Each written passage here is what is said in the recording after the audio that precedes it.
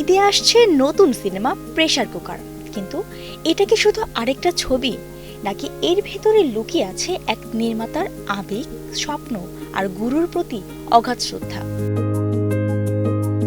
নিজের প্রথম প্রযোজিত সিনেমা প্রেসার কুকার উৎসর্গ করেছেন নির্মাতা রায়হান রাফি বাংলা সিনেমার প্রখ্যাত নির্মাতা তারেক মাসুদকে। 4 নারীর জীবনের গল্প নিয়ে সাজানো এই সিনেমায় অভিনয় করেছেন শবনম বুবলী, নাজিফা তুষি, মারিয়া শান্ত ও স্নিগ্ধ চৌধুরী। রাফির মতে ঢাকা শহরটা যেন পুরো একটা গোটা প্রেসার কুকার।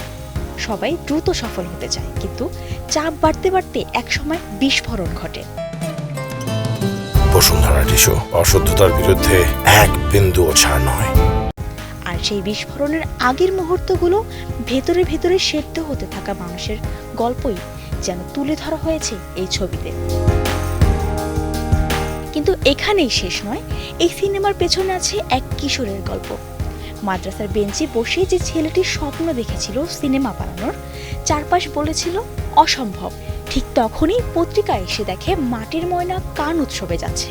জানতে পারেন সেই ছবির নির্মাতা তারেক মাসুদও ছিলেন মাদ্রাসার ছাত্র, আর সেখান থেকেই জন্ম নেয় সাহস। আজ সে কিশোর বড় হয়েছে, নিজের প্রথম প্রযোজিত সিনেমা উৎসর্গ করেছে তার অনুপ্রেরণার মানুষটিকে। স্বপ্ন, সংগ্রাম আর শ্রদ্ধার এই গল্প ঈদের পর্দায় কেমন সাড়া ফেলবে?